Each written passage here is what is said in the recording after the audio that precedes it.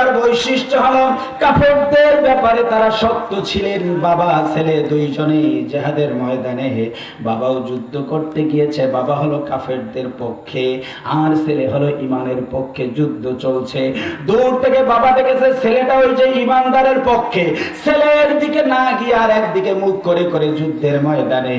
বাবা যুদ্ধ শেষ করে বাড়িতে চলে আসার পর ছেলেকে ডাক দিয়ে বলে, ব্যাটা রে, তোমাকে তো আমি জিহাদের ময়দানে দেখেছিলাম, আমি তোমাকে জিহাদের ময়দানে দেখার পরে ভিন্ন দিকে মুখ ফিরিয়ে আমি চলে গিয়েছি, কারণ তুমি আমার ছেলে। এবারে ছেলে ডাক দিয়ে বলেছেন, আব্বাজান শোনেন, আপনি তো আমার বাবা, কিন্তু ইমানের ক্ষেত্রটা অনেক ভিন্ন। বাবা হওয়ার পরেও আপনি কাফেরদের পক্ষে, আমরা আমাদের বৈশিষ্ট্য হলো কাফেরদের ব্যাপারে আমরা বড় শক্ত।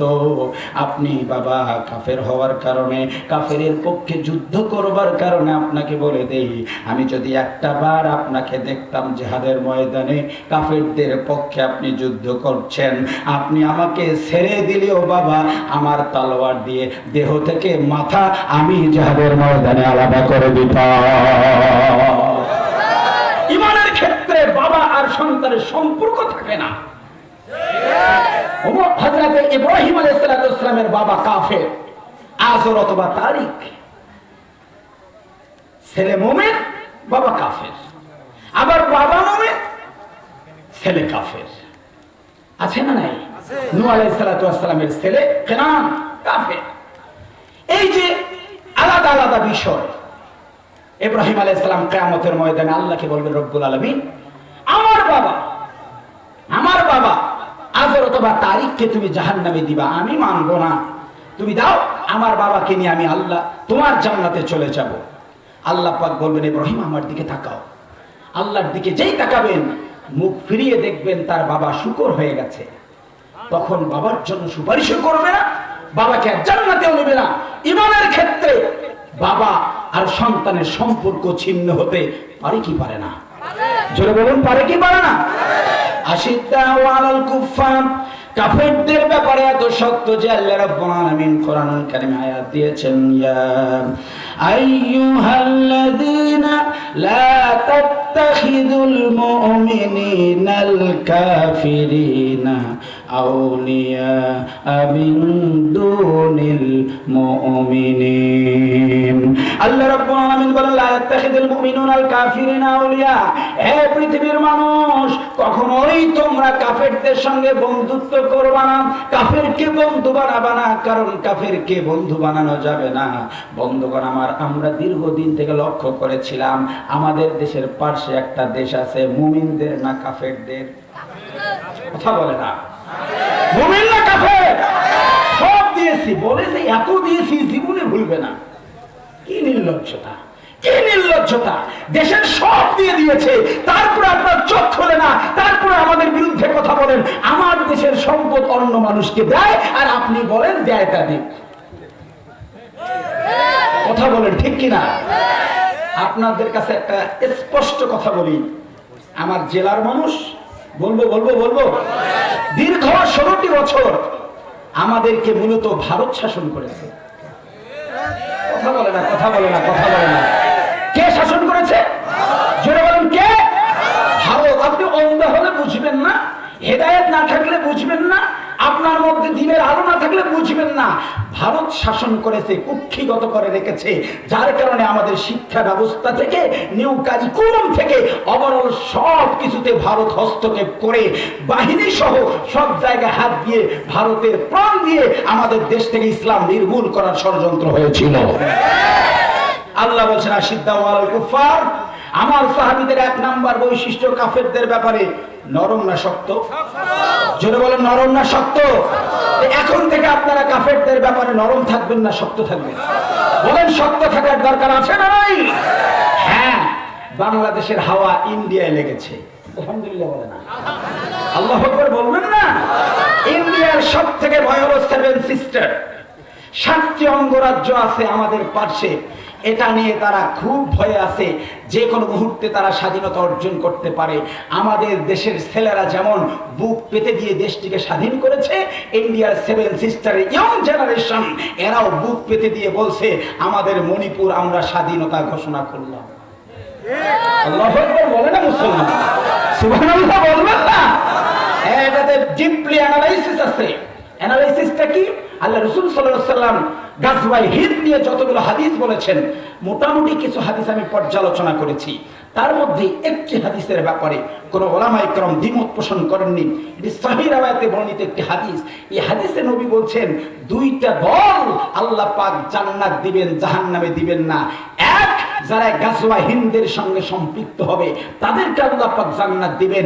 দুই, হযরতে ঈসা আলাইহিস সালাতু ওয়াস সালামের সময় যারা ঈসা নবীর সঙ্গে যুদ্ধ করবে আল্লাহ কোশ্চেন কালেও তাদেরকে জাহান্নামে দিবে না। আমি দৃঢ়ভাবে বিশ্বাস করি বাংলাদেশের আবু সাঈদ, বাংলাদেশের মুগ্ধরা, বাংলাদেশের শত শত যুবকরা যে জীবন দিয়েছে শুধু বাংলাদেশ স্বাধীন করার জন্য না, এরা মূলত গাজওয়ায়ে হিন্দ তথা হিন্দুস্তানকে ভেঙে টুকরো টুকরো করার জন্য তারা জীবন দিয়েছে। সময় আসতেছে, কামিং, ওয়েট এন্ড সি, অপেক্ষা করুন না।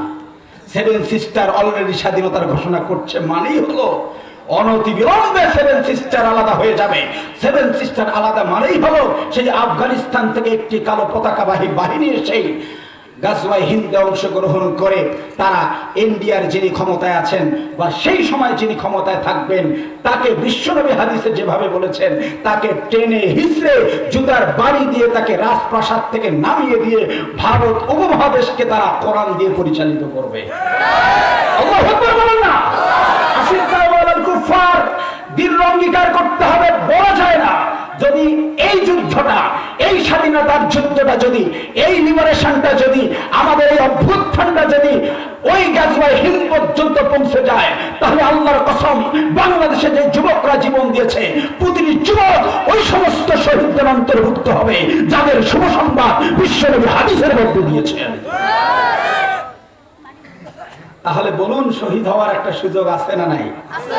রেডি হওয়ার দরকার আছে না নাই? আর ঘুমানোর সময় নাই। 7 সিস্টার আলাদা মানেই হলো ভারত আমাদের। আমি কেন বলছি আশিদ্দাউ আলাল কুফার, কাফেরদের ব্যাপারে কেন স্ট্রং থাকতে হবে, হার্ড থাকতে হবে? কারণ কাফেররা লা ইয়াত্তাখিযুল মুমিনিনাল কাফিরুনা আউলিয়া, কাফেররা মুমিনদের বন্ধু হয় না। 16টি বছর আমরা বন্ধু ভেবেছিলাম, বন্ধুর ছলনা দিয়ে আমাদের সঙ্গে শত্রুতা করেছে। আমরা যখন ফ্রেন্ডশিপ করলাম, যখন লাভ ইউ বললাম, তখন তারা আমাদের বাবরিকে ভেঙে চুরমার করে দিল। কোথায় গেল তোমার ভালোবাসা? কোথায় গেল তোমার ভালোবাসা? তোমরা কি করেছ? বাংলাদেশে হোলি আর্টিজানের নামে ইউনিভার্সিটির কিছু ছেলেকে জঙ্গি মামলা দিয়ে একটা নাটক সাজিয়ে বাংলাদেশের পিস টিভিটা তোমরা বন্ধ করে দিলে। আপনারা মনে হয় বিরক্ত হচ্ছেন? কষ্ট হচ্ছে? আপনারা আমার জেলার মানুষ, একেবারে আমার জন্মভূমির মানুষ, খোলামালা দু একটা কথা বলে রাগ করবেন নাকি? পিস টিভিকে বন্ধ করার ষড়যন্ত্র তারা করেছিল। অর্থাৎ পুরো প্রান্তে হচ্ছে ইন্ডিয়া, এরা চায় ইন্ডিয়া থেকে ইসলামকে নির্মূল করে দিতে। কিন্তু আমরা বলি, আমরা কোরআন সুন্নাহ রিসার্চ করে যা পেয়েছি, ইন্ডিয়ার ওই মসনদ, যেই মসনদ থেকে ইসলাম নির্মূল করার ষড়যন্ত্র হচ্ছে, ওই মসনদেও আজ হোক কাল হোক তৌহিদি জনতা কালিমার পতাকা তুলবেই তুলবেই তুলবেই, কোনো সন্দেহ নাই। ভাইরা আমার, সাহাবীদের 1 নাম্বার বৈশিষ্ট্য আশিদ্দাউ আলাল কুফার। ওই যে ওমর রাদিয়াল্লাহু তাআলা মানছেন না, মনে আছে না নাই? কাফেরদের কাছে সারেন্ডার করবে না, 1 নাম্বার কোয়ালিটি ছিল। আল্লাহ রাব্বুল আলামিন আয়াতটা নাযিল করে বলেন, হে রাসূল, ওমরের প্রশংসাটা তোমার কোরআনের মধ্যে থাক, আবু বকর রাদিয়াল্লাহু তাআলার প্রশংসাটা থাক, হে রাসূল উসমান রাদিয়াল্লাহু তাআলার প্রশংসা তোমার কোরআনে থাক। কারণ শুধুমাত্র তুমি এই দিন বিজয়ের জন্য কষ্ট করো নাই, তোমার আবু বকরও কষ্ট করেছে, ওমরও কষ্ট করেছে। 1 নাম্বার কোয়ালিটি দিলাম আশিদ্দাউ আলাল কুফার। তোমার সাহাবীদের 1 নাম্বার কোয়ালিটি হলো তারা কাফেরদের ব্যাপারে বড্ড শক্ত, বড্ড শক্ত। 2 নাম্বার সাহাবীদের কোয়ালিটি কি ছিল একটু আওয়াজ দিয়ে বলুন তো, জানার দরকার আছে না নাই? বিরক্ত হচ্ছেন যেহেতু আজকে আর না বলি।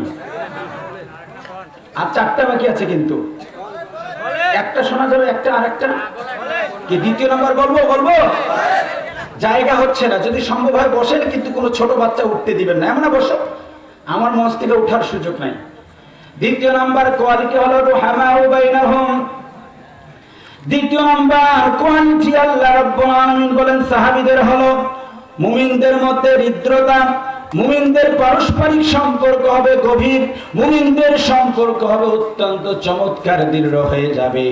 কিন্তু আমাদের দেশে এই সিচুয়েশনে এসেও আমি লক্ষ্য করছি কাফেরদের সঙ্গে মুমিনদের যেমন দূরত্ব হবে, ঠিক মুমিনের কাছে আসার কথা, ইমানদার মিলে যাওয়ার কথা, কিন্তু আমরা লক্ষ্য করছি যে এই মুহূর্তে এসেও অনেক আলেম এখনো ঐক্যবদ্ধ হতে চায় না। আছে না নাই? মিডিয়া খুললেই দেখি কোন কোন দলের নেতা এসে বলছে অমুকের আকীদা খারাপ, অমুকের বিশ্বাস খারাপ, অমুকের এই খারাপ, অমুকের সেই খারাপ। না, আমরা এক জায়গায় হব না মিয়া। এক জায়গায় যদি না হও, রেডি হও আবার ফাঁসির মঞ্চে যাওয়ার জন্য, ঠিক কিনা? ষড়যন্ত্র এখনো আছে না নাই? ভেদাভেদ ভুলে যান, রাখেন আপনার আকীদা, রাখেন আপনার বিশ্বাস। আকীদা বিশ্বাস রেখে এখন অন্তত ঈমান ইসলামকে প্রতিষ্ঠিত করার জন্য। বন্ধুগণ আমার, আল্লাহর বক্তব্য হলো সাহাবীদের দ্বিতীয় নাম্বার বৈশিষ্ট্য রুহামাউ বাইনাহুম। তারা একজন আরেকজনের মধ্যে অত্যন্ত গভীর সম্পর্ক স্থাপন করে, স্যাক্রিফাইস করে দেয় এক মুমিন আর এক মুমিনের জন্য। কিন্তু এখনো এসে দেখি আমার দেশে অনেক মুমিনই তারা স্যাক্রিফাইস করতে চায় না। যেহেতু মিডিয়া এগুলো প্রচার হয় দেশে দেশের বাহিরে দেখে, এই জন্য আমি গোটা বিশ্ববাসীকে জানিয়ে দেই, মনোযোগ দেওয়া লাগবে। এই মুহূর্তে অবশ্যই ঐক্যের জন্য স্যাক্রিফাইস করা লাগবে। ছোটখাটো ভেদাভেদ ভুলে আওয়াজ দিয়ে বলুন তো, ঐক্যবদ্ধ হবার প্রয়োজন মুমিনদের আছে দাঁড়া।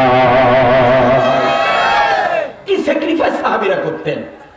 রাসূলুল্লাহ সাল্লাল্লাহু আলাইহি ওয়াসাল্লাম একদিন বসা আছেন, যা রাজুলুন, একজন লোক আগমন করলেন, এসে বললেন ইয়া রাসূলুল্লাহ সাল্লাল্লাহু আলাইহি ওয়াসাল্লাম, বলবেন না আমি আপনার মেহমান হতে চাই। নবীজি দ্বীনের দাওয়াত দিতে গিয়ে তার যে অর্থ, তার যে খাবার, এগুলো শেষ হয়ে গেছে। নবীজি বললেন ঠিক আছে, তোমাকে মেহমানদারি করানো হবে। সাহাবায়ে কেরামকে ডাকলেন, আমার সাহাবীরা, এমন কোন সাহাবী আছো কি যে আমার কাছে একজন মেহমান আসছে, এই মেহমানের জন্য তোমরা মেহমানদারি করবা? একজন সাহাবী দাঁড়ালেন, আবু তালহা রাদিয়াল্লাহু তাআলা আনহু, ইয়া রাসূলুল্লাহ সাল্লাল্লাহু আলাইহি সাল্লাম, আপনি অনুমতি দিলে আপনার মেহমান, বড় সৌভাগ্যের ব্যাপার, আপনার মেহমানকে আমি আজকে মেহমানদারি করাবো। আল্লাহু আকবার বলেন না, সুবহানাল্লাহ বলে। আবু তালহা রাদিয়াল্লাহু তাআলা বিশ্ব নবীকে বললেন, দেন বাসায় নিয়ে যাই। আমাদের এমন ঘটনা, স্ট্যান্ডে দেখা হয়েছে, হঠাৎ করে একজন মেহমান, আপনি বলছেন চলো বাসায় যাই, আজকে রাতে খাবে, কিন্তু আপনি জানেন না আপনার বাসায় রান্নার ব্যবস্থা আছে কি আছে না, খাবার ব্যবস্থা আছে কি আছে না জানা নাই। আপনি যেমন মেহমানকে স্ট্যান্ড থেকে নিয়ে বাসার দিকে রওনা করেছেন, আল্লাহর নবীর সাহাবী আবু তালহা রাদিয়াল্লাহু তাআলা কি ঘটনা ঘটালেন। আল্লাহর নবীর সাহাবী আবু তালহা মেহমানকে নিয়ে আস্তে আস্তে হেঁটে হেঁটে বাড়িতে চলে গেল। যাওয়ার পরে গেটে নক করে বলল, বিবি রে, একটু দরজাটা খুলে দাও। ও বিবি, বিশ্ব নবীর মেহমান আমার বাসায় ঢুকবে, আমি ধন্য।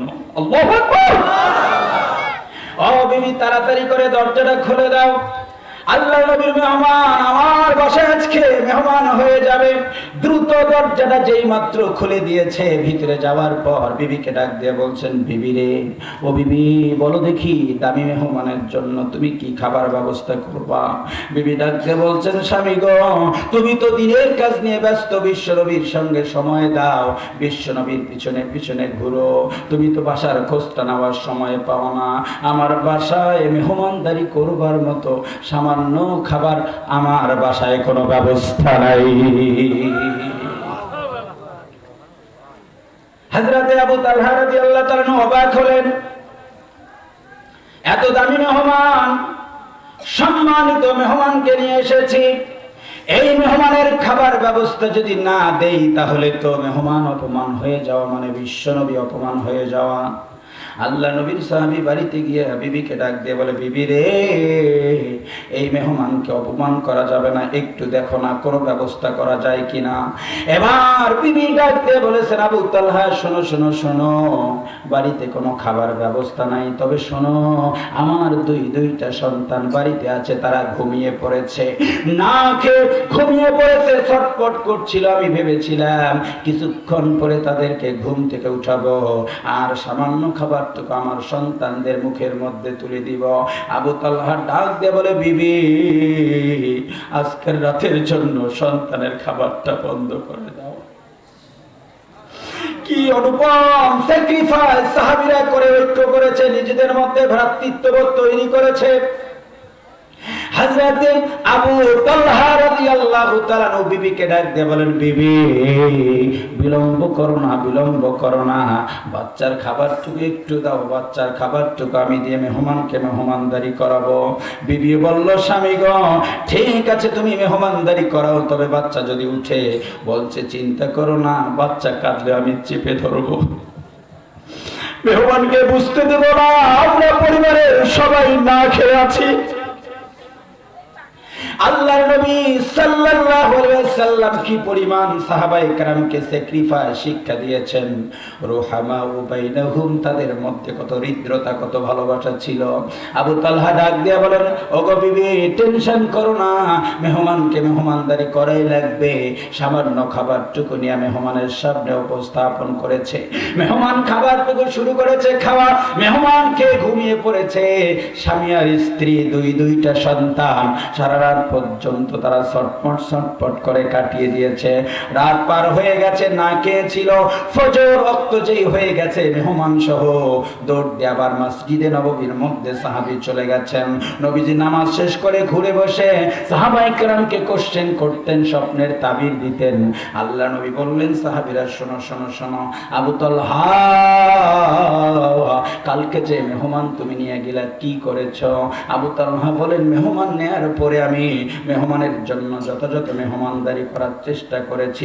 আমার কাছে সামান্য পরিমাণ খাবার ছিল, আমি সেটা দিয়ে মেহমানদারি করবার চেষ্টা করেছি। আমি তো বিষয়টা টোটালি গোপন রেখে দিয়েছিলাম।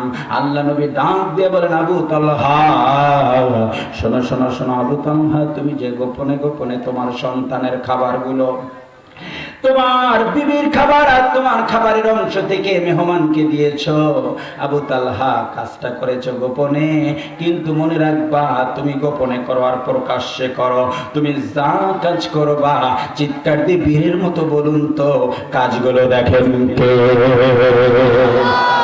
আর ঝুলে বলুন না কে? আর একবার আওয়াজ দিয়ে বলুন কে? আল্লাহ রাব্বুল আলামিন গোপন প্রকাশ্য সবকিছু দেখেন কি দেখেন না?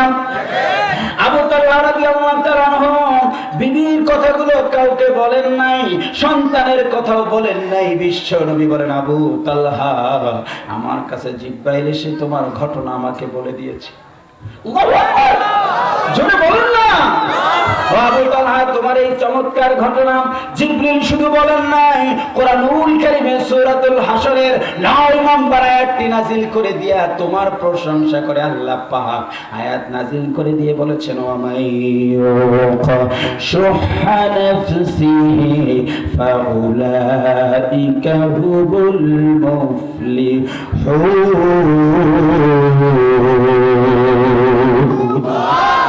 আল্লাহ রাব্বুল আলামিন বলেন, ওমাইয়ুকা শুহা নাফসিহি, তোমাদের মধ্যে যে লোকগুলো ব্রড মাইন্ডেড, উদার মানসিকতার, ঐক্য করতে গেলে মন বড় লাগবে, ঠিক কি না? ইসলামী দলের যেই নেতারা ঐক্য করতে চায় না, বোঝা যায় এরা আগে ওদের সঙ্গে লিয়াজু করে চলতো। কথা বলুন না, ঠিক কি না? ওমাইয়ুকা শুহা নাফসিহি, আল্লাহ পাক কোরআনুল কারীমে সূরাতুল হাশরের 9 নম্বর আয়াতে কারিমায় বলেছেন, যেই লোকগুলো মনের দিক থেকে উদার, নিজে না খেয়ে আরেকজনকে খাওয়ায়, নিজে পক্ষ থেকে স্যাক্রিফাইস করতে শিখে নিজের ভালোটা অন্যের জন্য বরাদ্দ করে দেয়, আর নিজের খারাপটা অন্যের জন্য যেই লোকগুলো দেয় না, আল্লাহ বলেন ওই লোকগুলো ফাউলাইকা হুমুল মুফলিহুন, ওই লোকগুলো পৃথিবীর একমাত্র সাকসেসফুল ব্যক্তি, সফল ব্যক্তি। কোন মানুষ যদি এই পৃথিবীর জমিনে সফলতা অর্জন করতে চায়, সফলতার দ্বার প্রান্তে যেতে চায়, ওই লোকগুলোকে উদার হওয়া লাগবে, মনটা বড় হওয়া লাগবে, কলিজা বড় হওয়া লাগবে। আল্লাহ পাক কোরআনুল কারীমে সাহাবীদের পাঁচটা বৈশিষ্ট্য বলতে গিয়া দ্বিতীয় নম্বর বৈশিষ্ট্য বলেছেন রুহামা বাইনাহুম। সাহাবীরা একজন আর একজনের মধ্যে উদার, একজন আর একজনের সঙ্গে তাদের গভীর সম্পর্ক, পরস্পরের মধ্যে তাদের হৃদ্রতা বেশি। সুতরাং সাহাবীরা যতগুলো যুদ্ধে অংশগ্রহণ করেছেন কখনো পরাজয় বরণ করেন নাই। এখন সময় এসেছে সাহাবীদের কোয়ালিটির সেকেন্ড কোয়ালিটি হলো একজন আর একজনের জন্য স্যাক্রিফাইস করা লাগবে। আল্লাহর কসম করে বলছি, বাংলাদেশের মুসলমান, বাংলাদেশের ইসলামিক দলগুলো সাহাবীদের বৈশিষ্ট্য অনুযায়ী যদি তারা স্যাক্রিফাইস করে, ছোটখাটো ভুলগুলোকে যদি উপেক্ষা করে, এক হয়ে যায়, এবারেই বাংলায় কোরআন প্রতিষ্ঠা হবে, বিন্দু পরিমাণ কোনো সন্দেহ নাই। কথা বলেন ঠিক কিনা? শুধু দরকার দল মত নির্বিশেষে কালিমার ছায়া করে আসা। কথা বলেন ঠিক কিনা? প্রিয় ভাইরা আমার, কষ্ট হচ্ছে? খুব কষ্ট দিচ্ছি? আর একটু বাড়াই। দ্বিতীয় নম্বর কোয়ালিটি, সাহাবীরা কি পরিমাণ স্যাক্রিফাইস করতেন। মক্কা থেকে মদিনায় যখন চলে গেলেন সাহাবায়ে কেরাম, তার মধ্যে একজন সাহাবী নাম হলো হযরতে আব্দুর রহমান ইবনে আউফ রাদিয়াল্লাহু তাআলা আনহু। মক্কা থেকে মদিনায় গেলেন রাসূলুল্লাহ সাল্লাল্লাহু আলাইহি সাল্লাম সঙ্গে সঙ্গে আব্দুর রহমান ইবনে আউফকে ডাক দিয়ে বললেন, আব্দুর রহমান ইবনে আউফ, তুমি তো ধনাঢ্যবান একজন ব্যক্তি, মক্কায় যতগুলো সম্পদশালী ব্যক্তি ছিল তার মধ্যে শ্রেষ্ঠ ব্যক্তি হলেন আব্দুর রহমান ইবনে আউফ, সব তো তুমি ছেড়ে এসেছো। শোনো, মদিনায় আসার পর সাদ রাদিয়াল্লাহু তাআলার সঙ্গে তোমার ভ্রাতৃত্ববোধ করে দিলাম। হযরতে সাদ রাদিয়াল্লাহু তাআলা আব্দুর রহমান ইবনে আউফকে ডাক দিয়ে বলেন, ও আব্দুর রহমান ইবনে আউফ, ইন্নী আকতারুল আনসারি মালান। শোনো শোনো শোনো, এই আনসারী যতগুলো সাহাবী আছে, আনসারদের যত মানুষ আছে, সব থেকে যদি টাকাওয়ালা কোনো মানুষ তুমি মনে করো, তাহলে মনে রাখবা আমি সাদ মদিনার সব থেকে বেশি টাকার মালিক। মদিনার সব থেকে টাকাওয়ালা সাদ রাদিয়াল্লাহু তাআলা। তার সঙ্গে সাহাবীদের পারস্পরিক হৃদ্রতা, দ্বিতীয় নম্বর কোয়ালিটিটা কত চমৎকার। দুইজনের মধ্যে ভ্রাতৃত্ববোধ করে দিয়েছেন। সাদ রাদিয়াল্লাহু তাআলা আনহু আব্দুর রহমান ইবনে আউফকে ডেকে বললেন, শোনো, মদিনার সবথেকে টাকাওয়ালা আমি, আমার যে সম্পদ আছে ফাকসিম মালি নিসফাইন, আমার সম্পদগুলোকে আমি ডিভাইডেড করে দিলাম, ভাগ করে দিলাম, ফারাক করে দিলাম, আলাদা করে দিলাম। আমার সম্পদের অর্ধেক তুমি নাও, আর অর্ধেক আমার সম্পদের মালিক আমি হব। সুবহানাল্লাহ। ঐক্য করতে গেলে ছাড় দেওয়ার দরকার আছে না নাই? একটু জোরে বলেন, আছে না নাই? কিচ্ছু ছাড় দিব না, ঐক্য কোনোদিন হবে না। উইদাউট কন্ডিশনে ইউনাইটেড হতে হবে, ঠিক কিনা? স্যাক্রিফাইস শুধু এতটুকু না। সহিহ বুখারী থেকে হাদিস শোনাচ্ছি আপনাদেরকে। রাসূলুল্লাহ সাল্লাল্লাহু আলাইহি ওয়াসাল্লামের সাহাবী সাদ রাদিয়াল্লাহু তাআলা আনহু বললেন, ওয়ালি মারাআতানি, আমার দুজন বিবি আছে, ফানজুর আ'জাবুহা ইলাইকা, দুই বিবির মধ্যে যেই বউটা তোমার কাছে পছন্দ হয়, ভালো লাগে, শোনো, ওই বিবিটাকে আমি তালাক দিয়ে দিব, আর ওই বিবিটাকে ইদ্যত পালনের পরে তুমি বিয়ে করে নিবা। সুবহানাল্লাহ বলেন। সাহাবীদের স্যাক্রিফাইসের অনুপম দৃষ্টান্ত। বিবিকে তালাক দিয়ে আরেক মুমিনকে দিয়ে দিয়েছে, নিজের সম্পদ ভাগ করে আরেকজনকে দিয়ে দিয়ে নিজেদের মধ্যে ঐক্য তৈরি করেছে। আমাদের দেশে অনেক পার্টির নেতাদেরকে দেখি ইনিয়ে বিনিয়ে এটা ওটা শর্ত দিয়ে তারা ঐক্য থেকে দূরে সরে যেতে চায়। আমি বলি, এখন পর্যন্ত আমরা চক্রান্ত থেকে বেঁচে যাইনি, এখনো অনেক চক্রান্ত চলছে, অনৈক্য থাকার সুযোগ নাই। 5 আগস্ট যে বিপ্লব ঘটেছে, এই বিপ্লবের বিজয়ের আমার কাছে মনে হয় অন্যতম কারণ হলো জাতি ঐক্যবদ্ধ হয়ে গিয়েছিল। এটা একক ক্রেডিট কেউ নিতে পারবে না। রিকশাওয়ালাও রাস্তায় নেমেছিল, ভ্যানওয়ালা নেমেছিল, আলেমরাও নেমেছিল, সাধারণ মানুষও নেমেছিল, প্রতিটা রাজনৈতিক দলের নেতা কর্মী নেমেছিল, যুবকরা নেমেছিল, মাদ্রাসার ছেলেরাও নেমেছিল। সবাই যখন এক হয়েছে আল্লাহ পাক বিজয় দিয়েছেন। সুতরাং আবার এক থাকার দরকার আছে না নাই? জোরে বলেন আছে না নাই? ভাইরা আমার, সূরাতুল ফাতহে আল্লাহ রাব্বুল আলামিন 5টি কোয়ালিটি বলছেন সাহাবায়ে কেরামদের। তার মধ্যে দ্বিতীয় নম্বর কোয়ালিটি হলো তারা পরস্পরের মধ্যে অত্যন্ত গভীর সম্পর্ক স্থাপন করত, নিজেদের মধ্যে হৃদ্রতা, ভালোবাসা, সম্প্রীতি কাজ করত, আর কাফেরদের ব্যাপারে তারা শক্ত ছিল। 3 নম্বর বৈশিষ্ট্য, 2টা বললাম, 12টা বাজতে এখনো 5 মিনিট বাকি, অন্তত আর একটা কি শোনা যাবে না? বলবো কি বলবো বলবো বলবো বিরক্ত হচ্ছেন না তো? হাসান হুসাইন তো বলে গেছে ফজর পর্যন্ত, ও থাকলে তো ধরতাম যে ফজর পর্যন্ত ওয়াজ করা কি সেটা তুমি বুঝো কি? ফজর পর্যন্ত চালানো যাবে নাকি? যাবে যাবে। আচ্ছা প্লিজ 5 মিনিটস একটু। 3য় নম্বর বৈশিষ্ট্য আল্লাহ রাব্বুল আলামিন বলছেন মুহাম্মাদুর রাসূলুল্লাহি ওয়াল্লাযীনা মাআহু আশিদ্দাউ আলাল কুফফার রুহামাউ বাইনাহুম তারাহুম রুকআন সুজদান ইয়াবতাগুনা ফাদলাম মিনাল্লাহি ওয়া রিদওয়ানা। আল্লাহু আকবার। কথাগুলো এত গুরুত্বপূর্ণ, বিরক্ত হলেও আমার মনে হচ্ছে শোনা এত জরুরি যে আল্লাহ পাক 3rd কোয়ালিটি বলছেন সাহাবীদের। শুধুমাত্র সাহাবীরা রাজপথ গরম করে না, শুধুমাত্র রাস্তায় এসে স্লোগান দেয় না, বরং সাহাবীরা সাহায্য দেওয়ার জন্য এই ললাটকে জমিনে ঠেকিয়ে দিয়ে আল্লাহকে বলে, রব তুমি সাহায্য করো, আল্লাহ তুমি খুশি হও। আল্লাহ পাক খুশি হয়ে মহা বিজয় সাহাবীদেরকে দিয়ে দেন। সুবহানাল্লাহ। আমরা বিপদে পড়লে মসজিদ থেকে দৌড় দিয়ে বের হয়ে যাই, আর সাহাবায়ে কেরাম বিপদে পড়লে দৌড় দিয়ে মসজিদে যেতেন। আপনারা ওই চন্দ্রগ্রহণ আর সূর্যগ্রহণ শুনছেন না?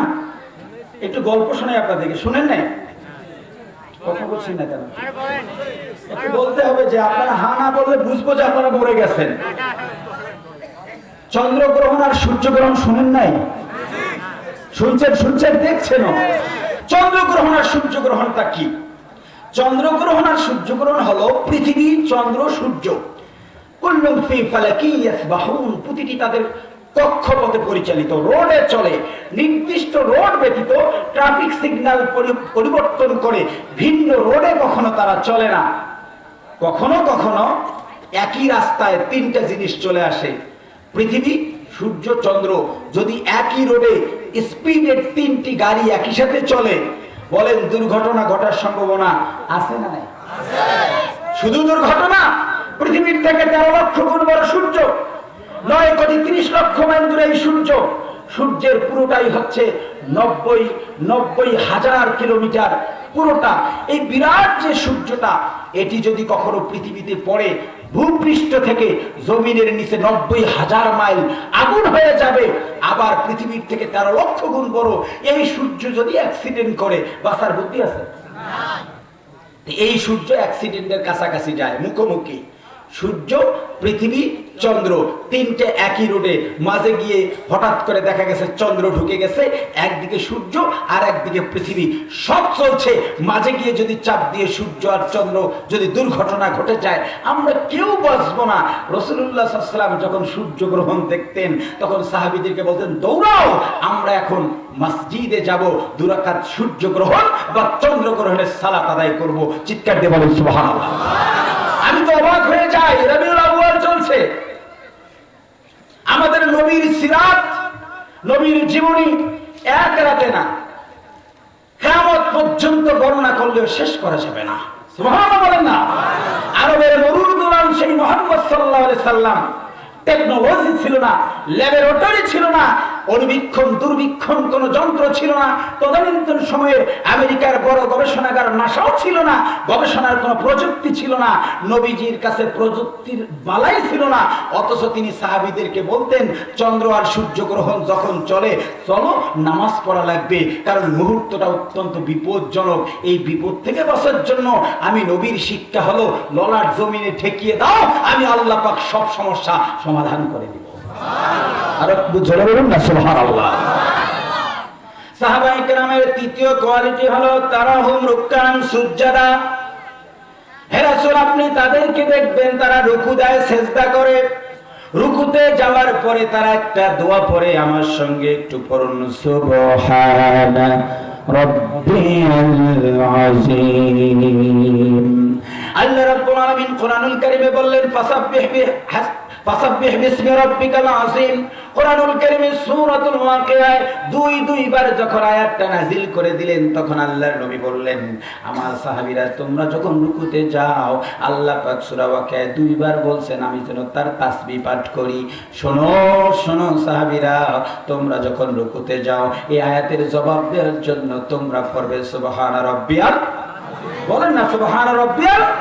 আবার সাহাবায়ে কেরাম সিজদায় কি পড়বেন চিন্তা করতেছেন, আল্লাহ রাব্বুল আলামিন কোরআনুল কারীমে একটা সূরা দিয়ে বললেন সাব্বিহ ইসমা রাব্বিকাল আ'লা, সাব্বিহ ইসমা রাব্বিকাল সূরাতুল আ'লা আল্লাহ রাব্বুল আলামিন নাযিল করে দিলেন। তখন বিশ্বনবী ডেকে বললেন, সাহাবীরা আল্লাহ পাক সূরাতুল আ'লায় আমাকে তাসবিহ পাঠ করতে বলেছেন, সুতরাং সাহাবীরা তোমরা যখন সিজদায় যাও ওই জায়গায় গিয়ে বলবে সুবহানা রাব্বিয়াল আ'লা। সাহাবীরা আমল শুরু করে দিলেন, রুকুতে যখন যান তখন বলেন সুবহানা রাব্বিয়াল আযীম, আবার সিজদায় যখন যান তখন বললেন সুবহানা রাব্বিয়াল আ'লা। এইভাবে আমলটাও শুরু করে দিলেন। আল্লাহ পাক বললেন আপনার সাহাবীদের থার্ড কোয়ালিটি হলো তারাহুম রুকআন সুজদা, এরা রুকু দেয়, এরা সিজদাও দেয়। রুকুতে গেলে তাসবিহ পড়ে মহান রবের, আবার এরা যখন সিজদায় যায় তখনও তাসবিহ পড়ে মহান রবের। আল্লাহ রাব্বুল আলামিন বলেন শুধু এই কথাই না, বরং রাসূল হে, এরা যে সিজদা দেয় সীমাহুম ওযুহুহুম মিন আতারিস সুজুদ, সিজদা দিতে দিতে এদের কপালের মাঝখানে ছোট্ট একটা কালো দাগ পড়ে যায়। আল্লাহু আকবার বলেন না। এখনো দেখেন নামাজি লোকের কপালে কালো দাগ আছে না নাই? যারা নামাজ পড়ে লোকটা কালো, কিন্তু মনে হয় তার ললাটের উপর দাগটা আলো ছড়িয়ে দিচ্ছে। আমরা এখনো লক্ষ্য করি অনেক মানুষের কপালে একটা কালো দাগ থাকে। আল্লাহ রাব্বুল আলামিন সাহাবীদের কোয়ালিটি বলতে গিয়ে বললেন সীমাহুম ওযুহুহুম মিন আতারিস সুজুদ। হে রাসূল, আপনার উম্মতদের থার্ড কোয়ালিটি, আপনার সাহাবীর থার্ড কোয়ালিটি হলো এরা সিজদা দিয়ে কপালের দাগ ফেলায়। একটা হাদিস বলে আলোচনা শেষ করব। আল্লাহ নবী বলেছেন কিয়ামতের ময়দান থেকে আল্লাহ পাক জাহান্নামে কিছু মানুষকে পাঠিয়ে দিয়ে বলবেন, যাও তোমরা তো গুনাহ করেছো, তোমরা এখন জাহান্নামের মধ্যে থাকো, তোমাদেরকে জাহান্নামে থাকাই লাগবে। লোকগুলো জাহান্নামে পড়ে থাকবে, কিন্তু লোকগুলোর নিবিড় ঈমান আছে, সামান্য পরিমাণ তাদের ঈমান আছে। তারা হয়তো বড় মুমিন না, কিন্তু কালিমা পড়ে হালকা ঈমানদার। হালকা ঈমানদারগুলো জাহান্নামের মধ্যে যখন চলে গেছে, আল্লাহ রাব্বুল আলামিন ফেরেশতাদেরকে ডাক দিয়ে বলবেন, ফেরেশতারা যাও যাও, ও আমার ফেরেশতারা যাও, ওই যে দেখো সামান্য ঈমানদাররা আমার জাহান্নামে পড়ে গেছে। বিন্দু পরিমাণ ঈমান যদি শিরক মুক্ত হয় সেও জান্নাতে যাবে। আল্লাহু আকবার বলেন না। আল্লাহ নবী বলেন যা, আল্লাহ নবী বলেন আল্লাহ পাক ফেরেশতা পাঠাবেন। ফেরেশতা গিয়ে দাঁড়িয়ে বলবেন, রব আমার রব, এতগুলো মানুষ জাহান্নামে পড়ে আছে, কোনটাকে টানবো, কার মধ্যে ঈমান আছে আর কার মধ্যে নাই তাও তো জানি না। এতগুলো মানুষ, বিলিয়ন মিলিয়ন মানুষ এই জায়গায়, কেমনে তাদেরকে নিয়ে যাব বলো না? কোনো চিহ্ন কি তুমি আমাকে দেখিয়ে দিবা না? আবার আল্লাহ রাব্বুল আলামিন ডাক দিয়ে বলবেন, ফেরেশতারা তাকাও তাকাও, জাহান্নামের ভিতরে তাকিয়ে দেখো আমার উম্মতের মধ্যে, আমার বান্দা বান্দির মধ্যে যারা নামাজ পড়তো আমি আল্লাহ পাক তারাহুম রুকআন সুজদা, যারা রুকুতে আর সিজদা দিত সীমাহুম ওযুহুহুম মিন আতারিস সুজুদ, তাদের ললাটের মধ্যে আমি একটা চিহ্ন দিয়েছিলাম। দুনিয়ার জীবনে তারা চিহ্নটা দেখেছে কি দেখে নাই তা তো বড় বিষয় না। আল্লাহ রাব্বুল আলামিন ফেরেশতাকে বলবে, ফেরেশতারা তাকাও দেখো জাহান্নামের আগুন সব অঙ্গ তাদের মুমিনদেরকে পরে দিয়েছে, কিন্তু কপালের যেই জায়গাটাতে চিহ্ন, যেই জায়গাটা দিয়ে সেজদা দেয়, জাহান্নামের আগুনের ক্ষমতা নাই মুমিনদের ওই অংশ কখনো পড়তে পারে। জোরে বলেন না আল্লাহু আকবার, আরো জোরে আল্লাহু আকবার। আল্লাহ নবী সাল্লাল্লাহু আলাইহি সাল্লাম বলেন, যে মুমিনরা ললাটে দাগ ফেলাবে কিয়ামতের ময়দানে, নবীজি বলেছেন আমি খুঁজবো কোনটা আমার উম্মত, কোনটা আমার উম্মত। এতগুলো মানুষের মধ্যে আমার উম্মতকে তো আমি খুঁজে পাবো না। সাহাবীরা বলেন, তাহলে কেমনে আমাদেরকে সুপারিশ করে জান্নাতে নিয়ে যাবেন? আল্লাহ নবী ডাক দিয়ে বলেন, আমি কিয়ামতের ময়দানে কোটি কোটি মানুষের ভিতরে সবার কপালের দিকে দেখব, কপালের চিহ্ন দিয়ে যার আলো ছড়াবে সেটা আমার উম্মত। আল্লাহু আকবার বলেন না। আল্লাহর নবী, বিশ্ব নবী বলেছেন, কিয়ামতের ময়দানে মানুষের মাঝ থেকে টেনে টেনে নিয়ে মানুষদেরকে জান্নাতের দিকে আমি বিশ্ব নবী সুপারিশ করে নিয়ে যাব। তাদেরকেই নিয়ে যাব যাদের বিশ্ব নবীর সাহাবীদের কোয়ালিটির মধ্যে থার্ড কোয়ালিটি হলো তাদের ললাটের মধ্যে ছোট্ট একটা চিহ্ন থাকবে। ও আমার দিনী ভাইয়েরা, ও আমার উত্তরাঞ্চলের জনগণ, একটু গভীর মনোযোগ দিয়ে শোনা লাগবে। অন্তত জান্নাত পাওয়ার জন্য একটু আওয়াজ দিয়ে বলুন তো, সেজদার চিহ্ন কপালের মধ্যে ফেলানোর দরকার আছে না? কারা কারা রাজি? দুই হাত আল্লাহকে দেখা। লিল্লাহি তাকবীর, লিল্লাহি তাকবীর। হাত নামায় ফেলো। আল্লাহ তাআলা আমাদের প্রয়াসগুলো, আমাদের ইচ্ছাগুলো, আমাদের চিন্তাগুলো কবুল করুন। চিৎকার দিয়ে বলুন আমিন। আল্লাহ রাব্বুল আলামিন সাহাবায়ে কেরামের পরবর্তী বৈশিষ্ট্য বলছেন, যালিকা মাতালুহুম ফিত তাওরাত ওয়া মাতালুহুম ফিল ইনজিল। একটু বীরের মতো বলা লাগবে আল্লাহু আকবার। মারাত্মক বিষয়। ওই যে সাহাবীদের কোয়ালিটি, আমি এগুলো বলছি কেন, তার কারণ আছে। আমাদেরকেও সাহাবীর কোয়ালিটি অর্জন করার দরকার আছে না নাই? তাদের কোয়ালিটি এত বেশি ছিল, তারা এত কোয়ালিটিফুল ছিলেন যে আল্লাহ পাক কোরআনুল কারীমে বলেন, হে রাসূল, আপনার সাহাবীদের যেই হুদাইবিয়ার সন্ধির ঘটনা, আমি কি শুধু এটাই কোরআনে বলছি? না না না, আপনার সাহাবীদের আচরণ কেমন হবে, তারা কি রকম হকের পথে অটুট থাকবে, কাফেরদের ব্যাপারে শক্ত হবে, মুমিনদের ব্যাপারে নরম হবে, আমি আল্লাহ যেহেতু জানি, এজন্য পূর্বের যুগের তাওরাত, পূর্বের যুগের ইনজিল, ওই কিতাবে আমি আল্লাহ তাআলা শুধু আপনার বক্তব্যই দেই নাই, ওই কিতাবে আপনার সাহাবীরও আলোচনা তাওরাত ইনজিলেও দিয়েছিলাম। আল্লাহু আকবার বলবেন না? এই জন্য মুফাসসিরগণ বলেন, হযরতে আলী রাদিয়াল্লাহু তাআলার চেহারা কেমন হবে, আলী কেমন হবেন, লম্বা কতটুকু হবে, এগুলো তাওরাতে ছিল। সুবহানাল্লাহ বলেন না? আমাদের নবীর কথা তাওরাতে ছিল কি ছিল না? 1250 জায়গায়। কত জায়গায়? 1250 জায়গায় তাওরাতে ছিল। ওরা কাটছাট করেছে, সংযোজন বিয়োজন করে, যেই জায়গায় মুহাম্মদ, যেই জায়গায় আহমদ, সেই জায়গাগুলো তারা কেটে দিয়েছে। নবীজি একদিন ইহুদি পণ্ডিতকে বললেন, তোমরা তাওরাত নিয়ে আসো, আমাকে মানো না, তোমার তাওরাত কি বলে দেখো, তাওরাত পড়ে দেখো, আমার মানার কথা আছে। ইহুদি বিশ্ব নবীর সামনে আসলো, আসার পর আঙ্গুল দিয়ে পড়া শুরু করলো। ঠিক যেই জায়গায় বিশ্ব নবীর নাম, ওই জায়গাটা আঙ্গুল দিয়ে ঢেকে ধরে ধরে পড়ে, ওই জায়গাটা বললে তো ক্ষমতা থাকে না। কথা বলে না, কথা বলে না, ঠিক কিনা? ঢেকে ধরেছে। আল্লাহ পাক আঙ্গুলকে বলছে, স্টপ, আমার নবীর সামনে আমি আল্লাহ পাক আমার নবীর মুআজিজা দেখাবো। সঙ্গে সঙ্গে আঙ্গুলটা থেমে গেছে সেই নামের উপর। আঙ্গুল বলছে, আশহাদু আল্লা ইলাহা ইল্লাল্লাহ ওয়া আন্না মুহাম্মাদান আবদুহু ওয়া রাসূলুহু। চিৎকার দিয়ে বলেন আল্লাহু আকবার। শুধু আমার নবীর কথা না, সাহাবায়ে কেরাম রিদওয়ানুল্লাহি তাআলা আজমাইন, তাদের কথাও তাওরাতে ছিল। এটি হচ্ছে তাদের চতুর্থ বৈশিষ্ট্য। অর্থাৎ সাহাবায়ে কেরাম এমন বৈশিষ্ট্যপূর্ণ ছিলেন যে তাদের প্রশংসা আল্লাহ তাওরাত ইনজিলে করেছেন। চিৎকার দিয়ে বলুন সুবহানাল্লাহ। 5 বলে দেই। 5 নাম্বার বৈশিষ্ট্য হলো কাযারাইন আখরাজা শাফআহু ফাআযারাহু ফাস্তাগলাদ ফাস্তাওয়া على سوقه يعجب الزراع ليغيظ بهم الكفار। আল্লাহু আকবার। মারাত্মক একটা বিষয় আল্লাহ পাক অবতরণ করলেন, নবী হে, আপনার সাহাবীদের উদাহরণটা কি? আজকে হুদাইবিয়ার সন্ধিতে 1400, কতগুলো বলেন, কতগুলো? 1400 সাহাবী হিম্মত পেয়েছে, শক্তি পেয়েছে। আজকে তারা বলছে বিনা চ্যালেঞ্জে মক্কা থেকে ফিরিয়ে যাব না। কিন্তু সাহাবীরা কি তাদের অতীত খুঁজে দেখবে না? কাসারাইন আখরাজা শাফআহু ফাআযারাহু ফাস্তাগলাদা ফাস্তাওয়া আলা সুকি। সাহাবীদের উদাহরণ হলো, তাদের একটি উদাহরণ হলো, তারা মূলত ছিল একটা ছোট্ট গাছের মতো, একটা বীজের মতো, একটা ধান গাছ। আপনি আপনার জমিনের মধ্যে রোপণ করেছেন কিংবা বপন করেছেন, কিছুদিন পর ওই ধান গাছটা থেকে আবার ধান হয়। আল্লাহর কুদরত হলো, আপনি যদি 14 নাম্বার ধান লাগান, ধানটা পচে যায়, কিছুদিন পরে ডাল হয়, ওর মাথার মধ্যে আবার 14 নাম্বারই ধরে। আল্লাহু আকবার বলবেন না? 28 নাম্বারের ধান জমিনে লাগিয়েছেন, 26 হয়, কথা বলে না। কিছুদিন পরে দেখবেন যে রোয়াটা রোপণ করেছেন, ওই জায়গায় ধানটা নাই, কিন্তু ওই ধান থেকে কিছুদিন পর আস্তে আস্তে করে একটা গাছ হয়ে যায়।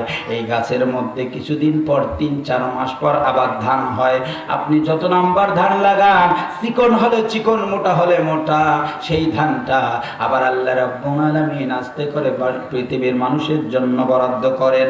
আল্লাহ রাব্বুল আলামিন ওই উদাহরণটা নিয়ে আসলেন গাছের সাথে। হে রাসূল, হে আপনারা সাহাবী, গাছের মতো একটা মাত্র ডাল লাগানো হয়েছিল, সাহাবীরা ভেবেছিল ভেঙ্গে ফেলে দিব ডালটাকে। আবু বকর, আল্লাহু আকবার বলেন না, একমাত্র আবু বকর ইসলাম গ্রহণ করেছে।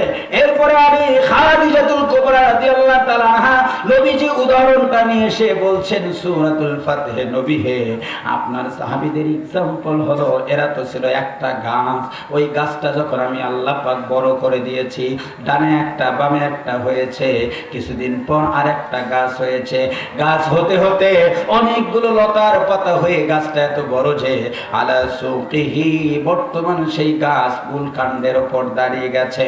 ও নবী, গাছ যেমন মাঝে মধ্যে বসে যায়, এরপরে আবার গাছ হয়ে যায়, আপনার অনেকগুলো সাহাবীকে জীবন দিতে হয়েছে। এখন তো ইসলাম নামক গাছটা দাঁড়িয়ে গেছে, এখন তো চ্যালেঞ্জ করতে পারে। হে রাসূল, আপনার সাহাবীদের বৈশিষ্ট্য হলো তারা 1 জন 2 জন 3 জন করে এখন অনেক জন হয়ে একটি গাছের মতো হয়ে গেছে। একটি গাছ যখন পরিপূর্ণ দাঁড়িয়ে যায়, 1টা 2টা ডাল কেটে দিয়ে গাছটাকে মারা যায় না। রাসূল হে, আজকে আপনি হুদাইবিয়ার সন্ধিতে 1400 লোক নিয়ে আসছেন, সাহাবীদের শিকড়টা অনেক শক্ত হয়ে গেছে, এখন কেউ আর আপনার সাহাবীকে পরাজিত করতে পারবে না। তারা যে হিম্মত নিয়ে চলছে, আমি আল্লাহ তাআলা বলছি, এই গাছ কোনোদিন আর কেউ উপড়াতে পারবে না কিয়ামত পর্যন্ত। ইসলাম নামক গাছটা আমি আল্লাহ পাক আলোকিত করে রাখব। আমার দেশের বিজয়ের পিছনে বহু ধানকে পচতে হয়েছে। আপনি জানেন না, রাতের আধারে একটা নির্দোষ মানুষকে ধরে ক্রসফায়ার করে শেষ করে দিয়েছে, মিডিয়া আসে নাই, প্রচার হয়নি, আমরা সেটা জানি না। এই বিজয়ের পিছনে ওই গাছটার অবদান আছে না নাই? জোর আছে না নাই? কত মানুষ যে রাতের আধারে কেঁদেছে আপনি কল্পনা করতে পারবেন না। কাউনিয়া এক ছেলে বিজয়ের পর দিন আমার কাছে এসে বলছে, হুজুর 15টি বছর পরে বাসায় আসলাম। আমি বললাম, তোমার অপরাধ কি ছিল? যে আমার অপরাধ কি ছিল? অপরাধ ছিল আমি ওদেরকে সাপোর্ট করি নাই। তো আমি বললাম, শোনো, কোনো গন্ডগোল করা যাবে না, কারণ মুমিনরা সবসময় স্যাক্রিফাইস করে, মাফ করে দেয়, বুকে টেনে নিয়ে কাফেরকে মুমিন বানিয়ে জান্নাত পাঠাতে চায়। কথা বলুন ঠিক কিনা? আমার এক ভাই ভুল বুঝেছে, কুফরির পক্ষে ছিল, ওই ভাইটাকে আমি অপমান করতে তো পারি না, সুযোগ দেওয়া দরকার, সেও যেন ইমানদার হয়ে জান্নাতে যায়, ঠিক কিনা? সে আমাকে বলল, হুজুর আমি যে মাফ করব, দেখেন হেড টু লেগ আমাকে দেখালো, আমার শরীরে 80টা সেলাই। আমি শুধুমাত্র ইসলামের পক্ষে থাকার কারণে আমাকে এত বেশি পরিমাণে কোবায় দিয়েছে যে শরীরে 80টা সেলাই হয়েছে। ওই যে পালিয়েছি 15-16টি বছর আবার ফিরে আসছি। আমি বলি, জুলুমটা অতিরিক্ত হলে পৃথিবীর কেউ টিকতে পারে না। আমরা জুলুমকে সাপোর্ট করতে পারি না, জুলুমের পক্ষে থাকতে পারি না, আমরা একই ঘটনা ঘটাতে পারি না। যারা জুলুম করে ধ্বংস হয়েছে, একই পথ অবলম্বন করে আমরা ধ্বংস হতে চাই না। কথা কথা বলেন ঠিক কিনা? আমরা সাহাবীদের কোয়ালিটি অর্জন করতে চাই। হযরতে খালিদ রাদিয়াল্লাহু তাআলা আনহু উহুদের যুদ্ধে কাফেরদের পক্ষে যুদ্ধ করেছে, কাফেরদের পক্ষে যুদ্ধ করে নবীর দান পর্যন্ত শহীদ করে দিয়েছে, 70 জন শহীদ হয়েছে। পরবর্তী সময় ওই খালিদ বিন ওলীদ রাদিয়াল্লাহু তাআলা আনহু সাইফুল্লাহ, আল্লাহর তলোয়ার হয়ে গেছে। খালিদ রাদিয়াল্লাহু তাআলা আনহুর মতো কোনো ভাই যদি কুফরি মতবাদ পরিহার করে ইসলামের সৈনিক হতে চায়, সুযোগ দেবার দরকার। বলুন আছে না নাই? আরো জোরে বলুন আছে না নাই? এই জন্য নিবেদন করবো, আসুন ভেদাভেদ ভুলে ইসলামের ছায়া তলে আসি, কালিমার ছায়া তলে আসি। তবে মনে রাখবেন, সীমা লঙ্ঘনকারীকে আল্লাহ পছন্দ করেন না। ইসলাম যেমন ক্ষমা করতে শেখায়, একইভাবে যেই সমস্ত লোক সারেন্ডার করে না, উপযুক্ত প্রতিশোধ নিতেও তাদেরকে শেখায়। কথা বলুন ঠিক কিনা? এই জন্য যারা সারেন্ডার করবে না, যারা জুলুম করছে, সে যেই হোক, তার বিচার 100 ভাগ হবে, হতেই হবে। কথা বলেন ঠিক কিনা? আসুন আমরা সাহাবায়ে কেরামের চরিত্রে চরিত্রবান হই, তাদের মতো করে কাফেরদের ব্যাপারে আমরা স্ট্রং থাকি, আবার মুমিনদের ব্যাপারে স্যাক্রিফাইস করি। আমরা তাদের মতোই গভীর রাতে সেজদা দিয়ে এই দেশটা যেন সুন্দর হয়, সুন্দরভাবে চলে, আল্লাহর কাছেই সাহায্য প্রার্থনা করি। ঠিক তাদের মতোই তারা যে বৈশিষ্ট্য অর্জন করে তাওরাত এবং ইনজিলে সমাদৃত হয়েছে, আমরা ইতিহাসে সমাদৃত হতে চাই। তারা যেভাবে 1 জন 2 জন 3 জন করে আলা সুবনি একটি দীর্ঘ গাছের মতো রূপ নিয়েছে, একইভাবে পরস্পর দাওয়াতি কার্যক্রম চালিয়ে সব মুসলমান মিলে বাংলাদেশে কোরআনের রাজ প্রতিষ্ঠা করার দরকার আছে না নাই?